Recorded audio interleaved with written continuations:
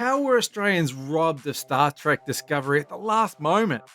And are we headed back into the bad old days of the dreaded pay TV bundle?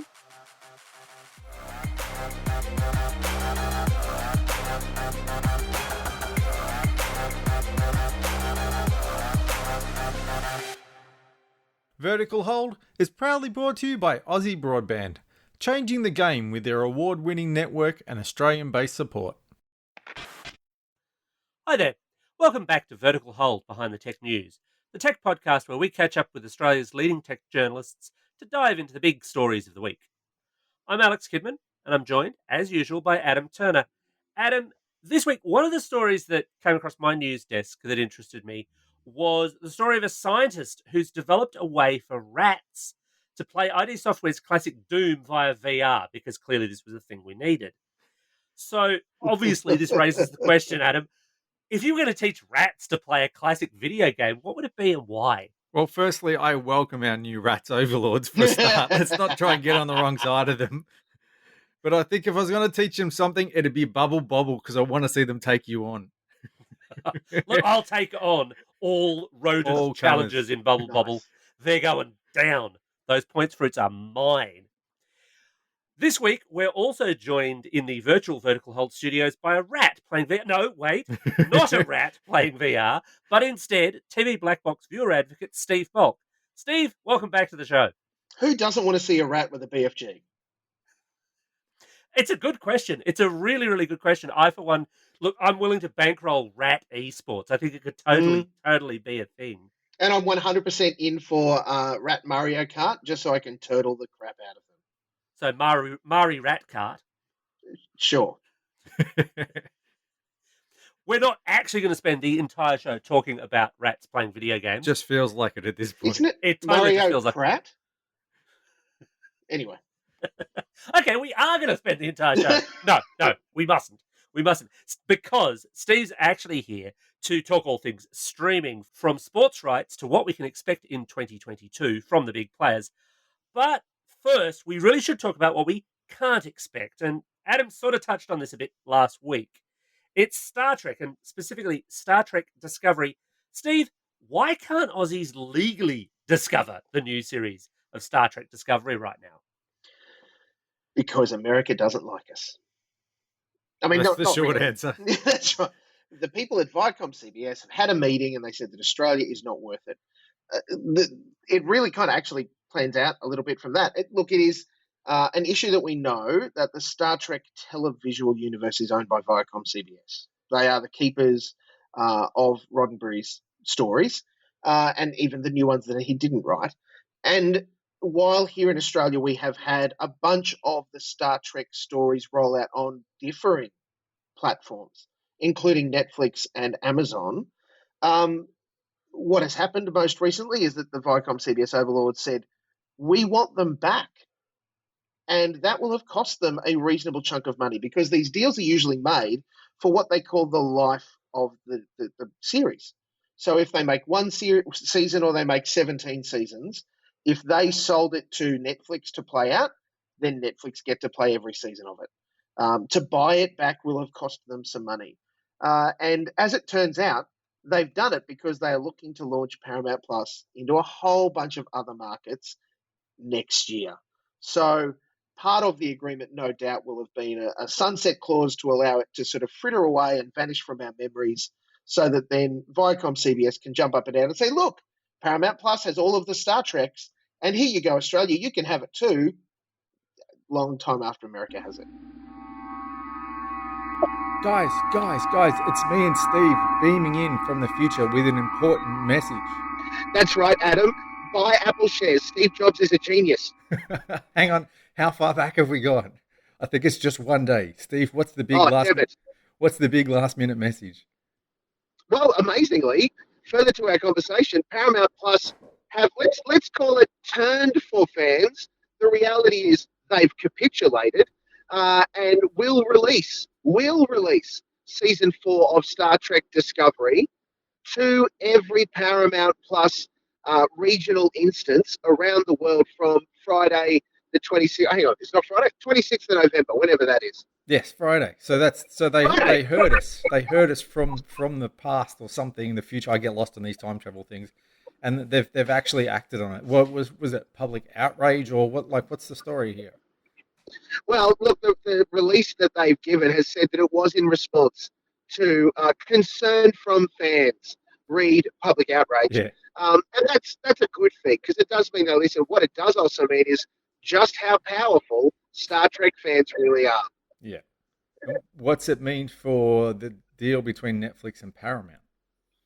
Well, I think it just means that they'll have had to pay Netflix a little bit more money to be able to step past that no show window that would have been a part of their agreement. But that doesn't change things going forward. We could still see these kinds of things happen again.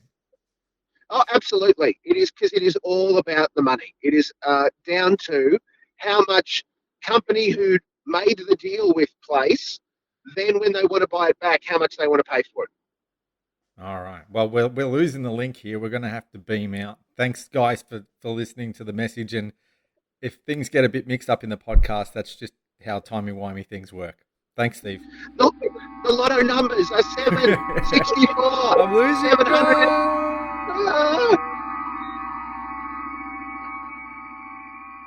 So, just to get this straight, if I was in America, I Mhm. could watch the new season of Discovery tomorrow on CBS or Paramount Plus. That's correct. In fact, if you had Paramount. an American Paramount Plus account, you could watch it tomorrow, Watch it. but I didn't tell you that. No, absolutely. And Paramount Plus is available in Australia, Yes. but A service they're not called Paramount a Plus. service called Paramount Plus. But I can't watch Star Trek Discovery on Paramount Plus in Australia, even though it's their own bloody show. Yes. They're not doing what Netflix does with where their own original content, they release it in the entire world at once. Yes. They are deliberately making us wait for no other reason than what? Oh, look, it's a yes and a no. I understand where you're headed, Adam.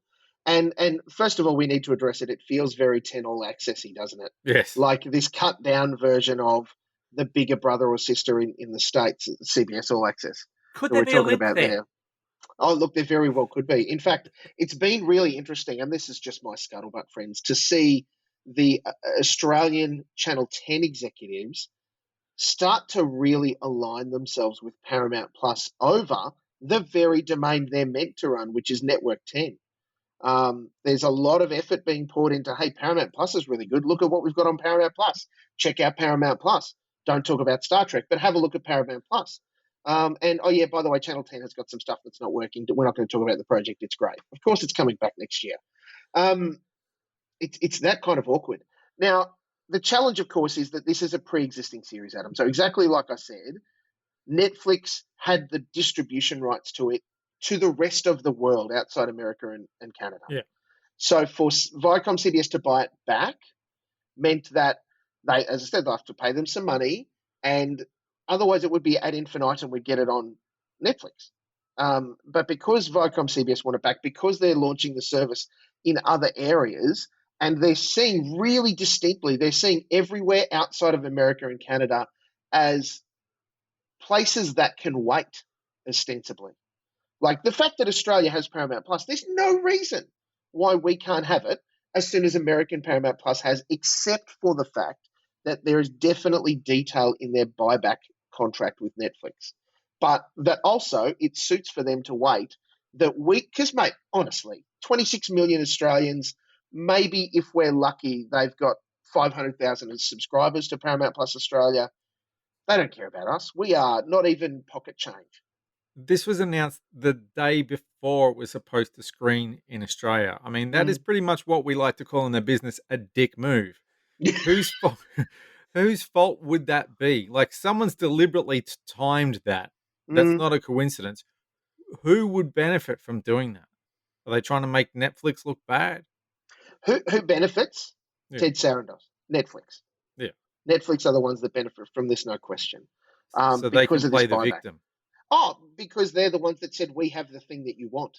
Yeah. So the contract will be, you can have it back. It will cost you $11 billion and you can't play it in all of the areas where we were going to play it for 3 months, 4 But months. why did they announce it the day before? Why did Netflix wait? Why did somebody wait until the last minute to tell us? I can tell you it's probably because the signature happened about 5 minutes before they told us. Ah, okay. But it's So also, that it I would have been reckon, at 11th hour. I reckon there's more to it than that, because the Netflix comparison is an interesting one, Adam. You touched on the whole everything they do is global. That's not strictly speaking true. They do have some regional stuff, and when they went global, there was a bit of a staggered thing Yeah, where the some House of stuff Cards and wasn't available in every market. But they have played catch up. They have worked Totally, really and they've had hard. time to. They've had time Yes. to. And this is the difficulty for a Paramount Plus. As a reasonably new service in the life of streaming services, it's still a baby. To be able to establish itself and to do that, I mean, this is kind of realigning, the stars so that it does work out for them that, in theory, the next big thing that Paramount Plus launch, they can then launch on every one of their platforms globally, should they choose to. The catch is, it has been far more cost beneficial to Viacom CBS to say, we will release it in America and we will sell it to someone else because we then get a whole bunch of money out of them, rather than lean on subscribers from those markets to prop up. Like, there's no way, for example, that in selling Discovery to Netflix that they would have made that money by pushing it into the Paramount Plus in the markets that they weren't in at that stage. So then that asks the question next about Picard is on Amazon. Mm-hmm. Do we know, or are we expecting a similar deal there where Paramount's going to go, yoink, we'll have that back, thank you? Look, given what just happened, you would be on the side of the foolish to suggest it's not going to play out exactly like this. It absolutely would have. We'd have to expect it to be brought back into the Viacom CBS fold, to become a part of the Paramount Plus family. Will we get told about it the day before the series is meant to drop? Probably. And the next show is Strange New Worlds, I think, and that's on Paramount Plus, isn't it? So from here Yes. forward, any new Star Trek shows we would assume will be on Paramount Plus because, as you say, Paramount CBS own the whole thing. Yes, absolutely. Viacom CBS owning Paramount Plus would mean that they will be intentionally developing that content to go on to Paramount Plus. And that's the thing. This launch into other markets, like, I don't want to be indiscreet. The launch next year is into the UK and Europe. So it's not there right now. And that is a sizable chunk of streaming in the world. So for them to lean, at least in the English-speaking world, for them to push into that market and say, hey, have a look at all of this stuff, where, understandably, there is a ton of Star Trek fans that they would want to, push and aim that content into that. And yes, you will then, it'll become synonymous. The home of Star Trek Online is Paramount Plus. And this is pretty much straight out of the Disney Plus playbook as well, because it's exactly what Disney did with Disney Plus. It waited out some things, it rescinded some others. Yes. Stan had it for a bit, if I remember correctly. Just and then to piss off Netflix. And then it's suddenly behind the mouse wall where it will remain forever. Oh, mate, and have a look at the 4 Marvel Netflix series that were varying degrees of big hits in the last sort of 4 or 5 years. Can you see them on Netflix anymore? No, you cannot. I noticed that Amazon Prime Video in Australia has launched the option to get Paramount Plus as a package with inside Amazon Prime Video. So you pay extra for it to watch it. Now, that's not the first package that they've offered, but it's probably the highest profile one. The other ones are services like, I think it was Acorn and Shudder. Is this the trend that's going to go forward? Because they're not the only service that do that. Are we heading back into that territory? God, I hope not, honestly. Like, of all of the services that have got shitty UI, Amazon Prime Video is king of the hill. It is horrible. And this notion of channels, essentially, that you subscribe is didn't we get rid of that? Honestly. Yes, that's what I was thinking. I'll see your Amazon Prime UI and raise you a Foxtel Now UI. Oh, see, I would say that's unfair, though I do appreciate where you're coming from. I would say that Amazon has, pennies to pounds, has it far worse than your Foxtel Now. I've got a few different devices in my house that I, of course, sign everything into so that I can check what it looks like and see how it runs. And I have so many problems, particularly with the Amazon Prime Video app on my Samsung TV. It is horrendous. German subtitles when you didn't ask for them? I'm still getting that when I watch things like Star Trek. The Romulan is translated into German. Probably a little more understandable, at least the anger anyway. Don't talk about Romulan Nazis. Prime directive. Yes. That's right. Look, it's a really interesting play, isn't it? I would challenge even the idea, Adam, that Paramount Plus is the biggest name channel that they've launched because, surprise, surprise, AMC have snuck into Australia using this channel backdoor. You can't subscribe to AMC Plus, which is only a very new streaming service in Australia. Sorry, a very new streaming service in America. Yeah. You can't subscribe to it in Australia any other way. The only way to do it is through Amazon Prime Video. So for people playing along at home, what does AMC have that they might want to watch? So it's kind of, I will say it's generously a tier 1.5 streamer. So it's not your HBO Max style content, but AMC was the home of Breaking Bad. AMC is the home of Better Call Saul. Like these kinds of dramas and programs. That was all Stan in Australia. So does that mean that Stan's going to lose stuff because AMC's coming here? Yes, with an if, no with a but. You know, I think that because particularly those were sort of pre-organised in their existing deals, it will just be how long Stan want to continue to pay to have, for example, the entire series of Breaking Bad sitting on its library. Because all it's doing is not even taking up dusty shelves. It's just there.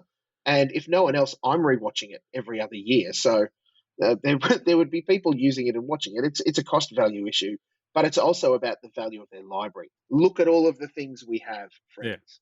Yeah. For AMC, I think that's a really smart move because they are really pushing in like HBO Max.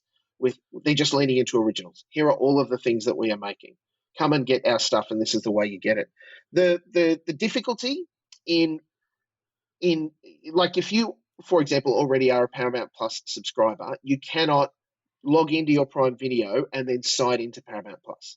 The only way that you can get those channels are to buy it, subscribe through Prime Video. And it's the same price. There's no additional benefit. And bad news for you, you then also can't watch it outside the Prime Video universe. You have to access that as a channel through Prime Video to be able to use it. So I question the model. I just think that it's a bad idea when anybody that's launching a streaming service has paid for their platform, their UI, their library. Who wants to hide it away in somebody else's thing? So this feels to me like it's almost the reverse of what Apple do.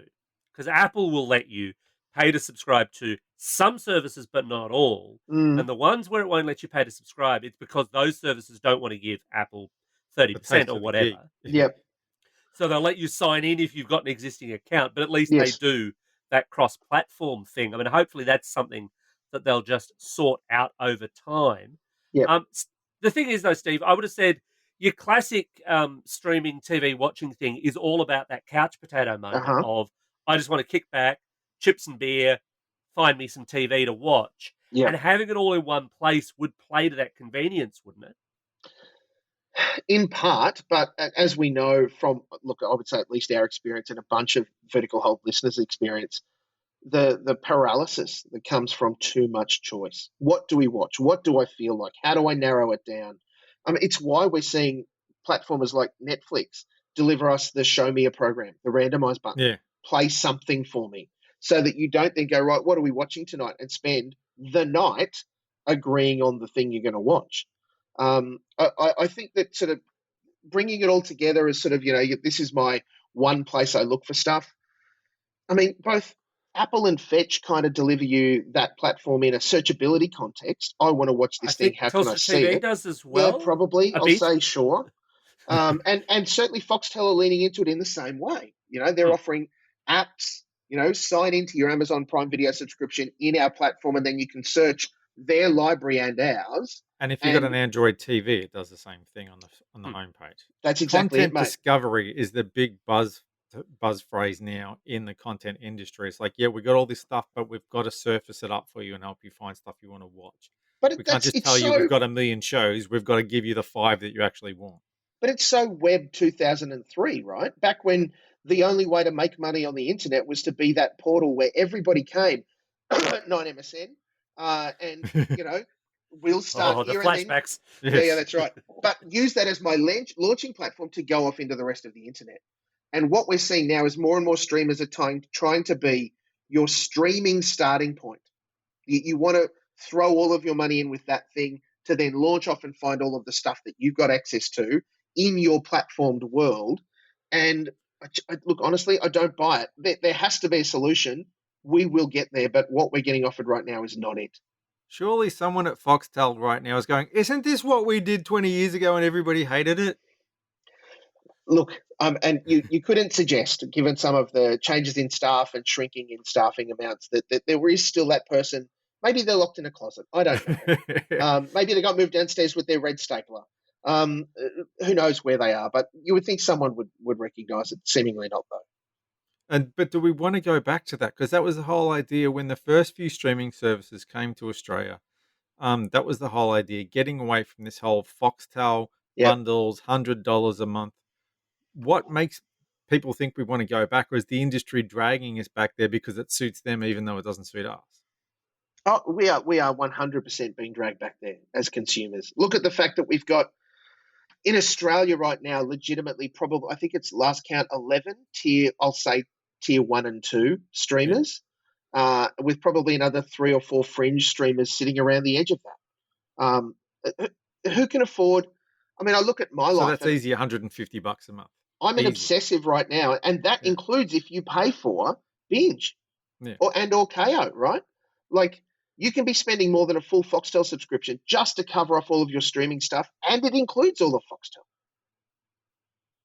But doesn't this answer the question and the challenge that that everyone had 20 years ago, which was, I can only get Foxtel if I get this kind of pretty much all-you-can-eat package, which includes a bunch of stuff that, one person might want, another person don't want. Obviously, the long-term listeners will know I wasn't likely personally to pay for sport, but I was probably going to pay for science fiction and comedy, for example. Sure. We're seeing some bifurcation here because you've got your Shudders or your Hayus, and neither of those are particularly for me, but if that's what you're into, they're very directed. They're very much, look, here's $10, $20 a month, and you get all the reality, all the horror, all the whatever you want. Yep. Surely, where's the balance line on that, given that the content at some point is going to cost money to make? Well, this is the very clear challenge, and that's a great question, because the pendulum is swinging, and I think we've swung from one extreme where it was only Foxtel and you have to pay through your orifice to have that if you want to have all of the things, to now we've swung to all the way almost to the other end where everything is super fragmented, and we've got 12, 15 streaming services that you want to sign into if you want to have everything. At some point it will start to swing back. We know, for example, if you subscribe to AMC Plus in Amazon Prime Video right now, you get access to the full Acorn and the full Shudder libraries. That's part of the deal that AMC are offering because they own those libraries. So it's a little bit of a sweetener, while AMC Plus doesn't have much, that you get access to those things. But I promise you that's a temporary solution. How do we find the things that we want to watch? I think more than ever, word of mouth, review, and dare I say it, even places like the website I'm a part of, tvblackbox.com.au, are more important to help people make informed decisions about the kinds of shows they want to watch. So the big one here, I think, is HBO Now, because they're the ones who went.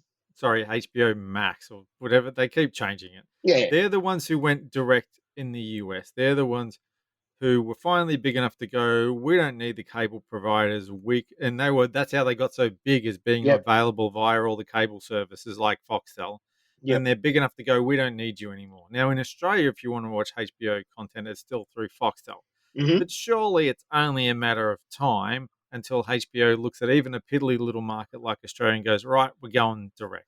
How are we getting any closer to that with HBO or some of the other big ones?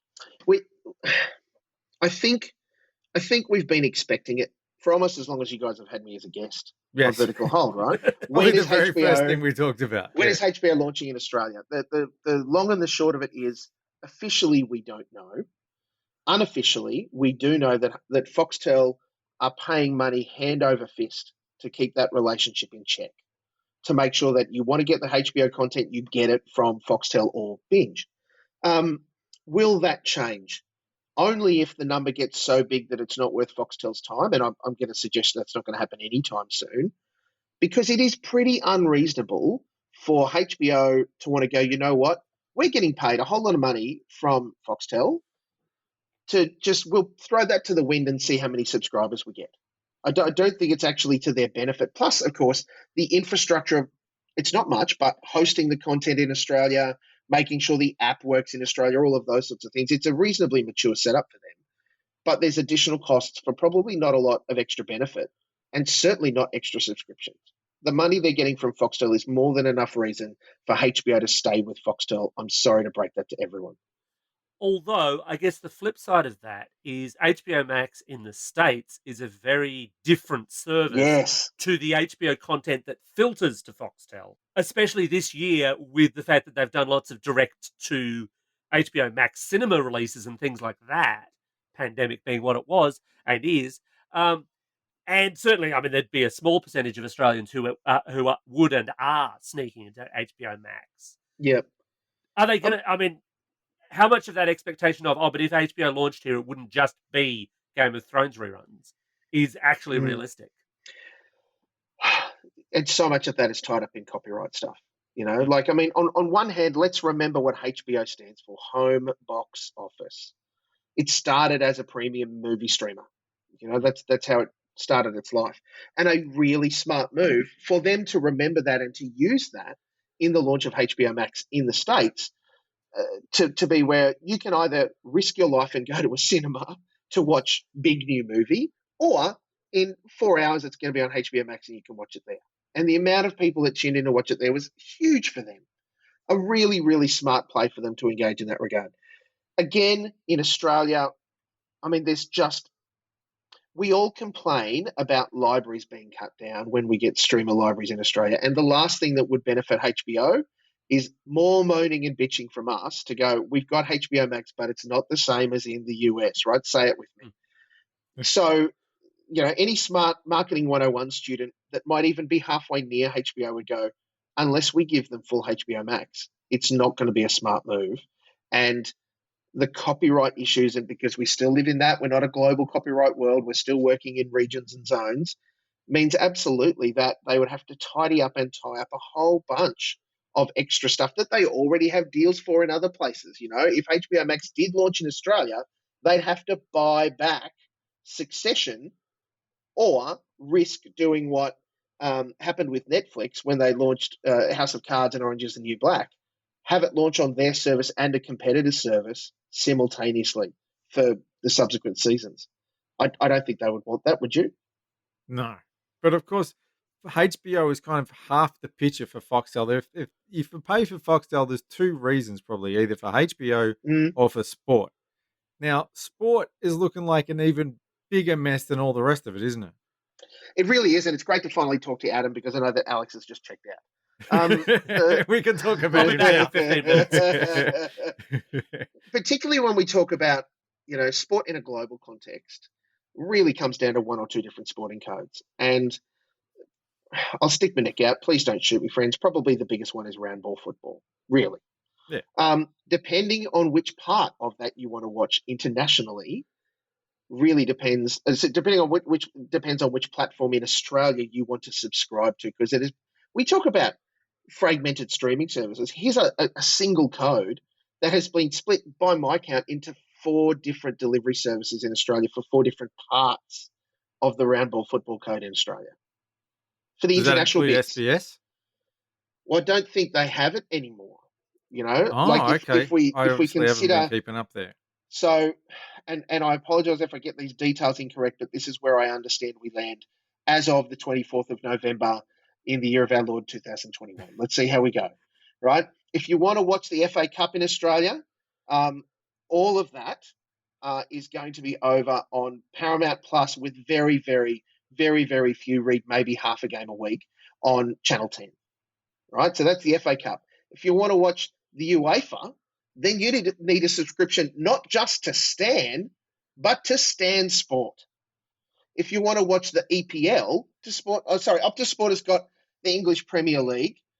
SBS they've lost the opportunity because of how this has played out everywhere else. Basically, between Optus, Paramount Plus, and Stan, SBS have lost their stuff. But because, as I inferred before, Paramount Plus and 10 are so inextricably linked, they're kind of feeding the pigeons by putting a game on 10. All of the interest, if you're interested, is on Paramount Plus. So it's all over the shop. So how do you survive if you're an Optus or a Stan and you're up against the likes of Paramount and YouTube and Amazon bidding for this stuff? Is it only a matter of time until even your bigger ticket things like your footballs and your AFLs and your crickets and your NRLs get snapped up by this lot as well? Well, we know already that Foxtel is so deeply embedded in cricket, rugby league, and AFL, at least in an Australian context, and even as we start to lean internationally around cricket, they just want everything. Um, and they have free-to-air partnerships because, in part, that plays to their advantage as much as they get extra money to pay for the big monies to have the things. It will become horrendous. Like I still stand by the fact that in my lifetime, Google will own the rights to the Olympics. That if you want to watch the Yeah, Olympics anywhere, it'll be Google. Um, via YouTube or whatever mechanism they want to deliver it. Um, that's a real thing, and that won't stop. that You know must that scare the pants Do- off some people. mm, for sure. Well, But I'm. as we become smarter with our devices and the way we watch content, it's actually not going to bother a whole bunch of people because it'll just be a case of, oh, they've delivered an app to my smart thing, or I'm watching it on the place, and here's the Olympics. Merry Christmas to me. Well, obviously, I'm not going to be as fussed because I'm not as into sport. But even I know that back when Foxtel was gobbling up all the rights, this is how we ended up with an anti-siphoning list. Hmm. Do you reckon, given Australian obsession with sport generally, do you reckon we'll have another round of regulatory ping pong? I give the anti-siphoning list 5 years before it's not a thing. And that I appreciate is a really bold claim because there's a lot of, and it is only sport, friends. There's a lot of premium content on that list that makes sure that maintains it appears on free-to-air television. The fact that we are now so used to paying, whatever it is a month for Disney Plus, for Netflix, for Stan, for Amazon Prime Video, for Hey, for all of your those things, and then your Foxtel, Binge, KO, Flash subscriptions. Um, Everyone remember that? That's still a thing. Um, it's this notion that people can't afford Foxtel, that it takes it away from too many people, is actually now a falsehood.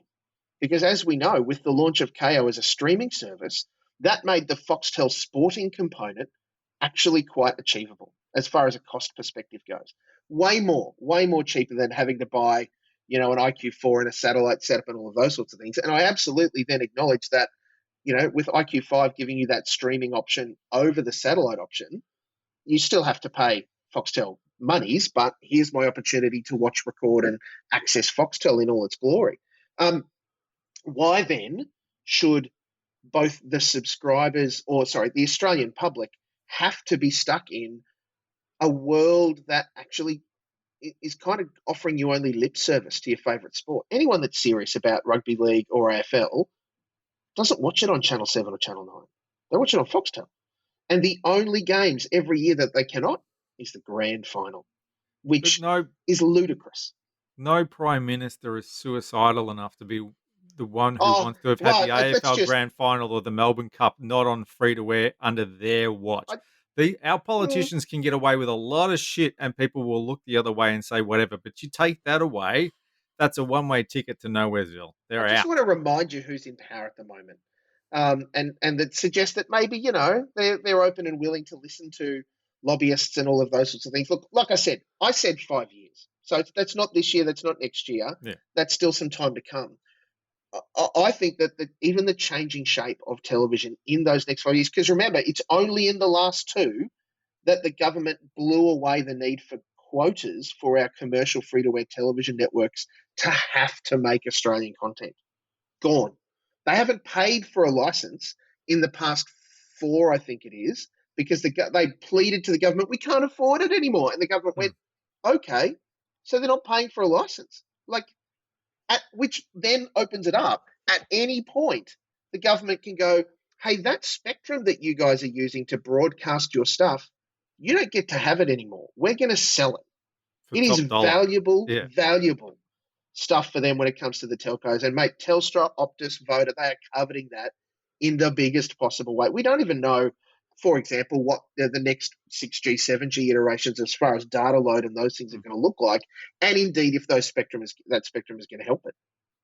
Yeah, but I would have said the difference point there is that, like, dropping local quotas and certainly not having to pay license fees, that's all stuff that your commercial networks absolutely wanted for years and years and Yep, years. They always fought against quotas, especially. sure. Whereas dropping the right to say, we've got the grand final, that's not something that they want. The real challenge, Alex, is you're right. They don't want to drop that. However, the big thing that they are making out of it at the moment is that we have the grand final exclusively. The only place to watch the AFL grand final is on 7. The only place to watch the NRL grand final is on 9. And it's going to come down to a zero. Which extra zero can they afford or not afford? And let me tell you, particularly in Seven's case, but all of the commercial networks do not have money to burn. They cannot afford billion-dollar deals to be a part of anymore for these things. So the only thing that keeps the AFL Grand Final, if we want to lean into that one, on free-to-air television is the anti-siphoning list. And if all of a sudden a deal, an agreement was to be made that meant that it's now going to appear simulcast in stereo effectively on both Foxtel and on Channel 7, because Channel 7 have gone, we can't afford the amount of money that we need to pay to make sure that we keep it exclusively, that'll happen. That will happen in the next But 5 years. just because I want to understand the anti-siphoning laws, right? Yep. The anti-siphoning law says that the grand final, AFL grand final, needs to be on free-to-air television. Yes. Does the anti-siphoning law say that the AFL grand final cannot be on Foxtel as long as it's also on free-to-air? So No. that's not the law. It's not the law that's keeping the AFL grand final off Foxtel. It's Channel 7 or 9 handing over a shed load of money. The anti-siphoning list is actually really subtle and devious in how it functions, because by rights we should have a whole bunch of AFL on our free-to-air televisions exclusively every week. And it's actually a sub-deal that allows Channel 7 signing over their rights as the free-to-air broadcast holders to Foxtel to allow them to have every game of every round. So it's just how much money do Channel 7 want to contribute to the deal with Foxtel? And they're always joint deals these days.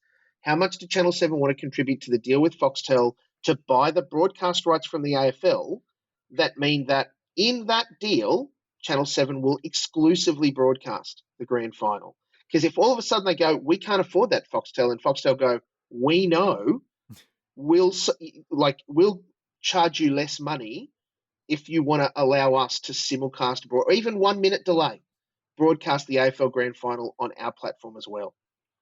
That's all it takes.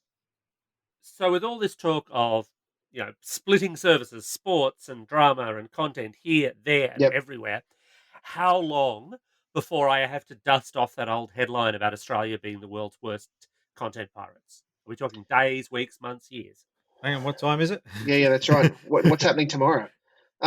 We still pirate content. We still, whether it's because there's that movie that aired on HBO Max that we want to see before everybody else, or that series that's airing on Paramount Plus US that's not going to air here for months, or whatever it is, we have form thanks to Game of Thrones, because we stuck our heads up and said proudly we will download and watch that content that we feel we have a right to, even though it's pay-per-view in America anyhow. Now that we're in that position in Australia, it's really, honestly, if we want to be serious, put the pressure on the people that provide that content to us. We want to see that content quicker. We want to see it now. We want to see it simulcast.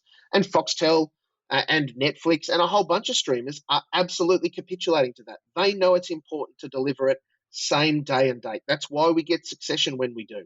That's why we get, the last seasons of The Walking Dead and all of those sorts of things as quickly as we do. And the same with Better Call Saul. We get them promptly because they know that at least in this tiny market, the local people that play them will lose out if they don't air them as quickly as they can. Paramount Plus is going to lose out because its American bosses said, no, you can't have Star Trek Discovery until we launch it in the UK. Well, that static sound can only mean that it's time to wrap up another episode of Vertical Hold. Thanks to Steve for joining us for this week's show. It's my pleasure. Thank you, guys. And Steve, you've been a guest on the show a whole bunch of times. So you know that you're about to face the Vertical Hold 3 questions of doom, brackets TM. Yep. Are you ready? Are you psyched? I'm ready. Where can people find your work online? At Where can they Steve. find your... Oh, sorry. no, start again. I was just going to jump in. Hold. Start again. Where can people find your work online? Where can they find you on social media? And the contextual question of the moment has to be, of course, what retro video game would you teach rats to play? Oh, mate, magical. At tvblackbox.com.au is where anything that I write of value turns up. At TV_Blackbox on Twitter, or at TV Blackbox on Instagram. I'm at Steve Molk everywhere. That's the important stuff if you want to find me and abuse me. As what game would I want to train rats to play? Look, right now, it would probably be Spellbreak, because they'd be better at it than me. Okay then. And as always, you can catch us online at Vertical Hold AU on Twitter, via the Vertical Hold Facebook page, or on the web at verticalhold.com.au. And as always, thanks for tuning in, everyone. Thankfully, we didn't get poached away by Paramount this week. We're still here. Don't forget to tell your friends about us and leave us a review on your podcasting platform of choice to help us spread the good word.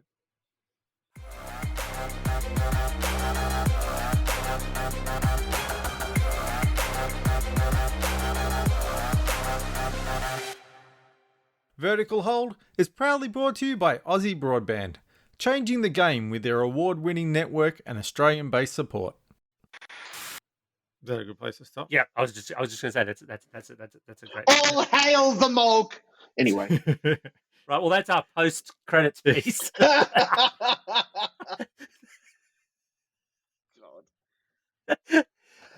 Okay.